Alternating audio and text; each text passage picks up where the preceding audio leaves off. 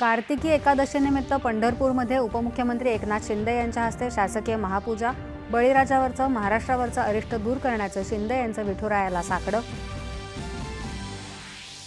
इस्रो आज CMS-03 या आतापर्यंतच्या सर्वात अवजड दूरसंचार उपग्रहाचं करणार प्रक्षेपण।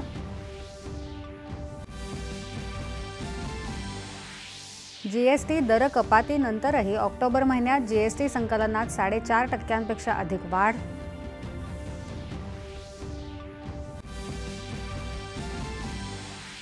दुबईमध्ये आयोजित पॅरा नेमबाजी विश्वचषक स्पर्धेत 10 metre air rifle standing SH-1 नेमबाजी प्रकारात अवनी लेखराला सुवर्णपदक।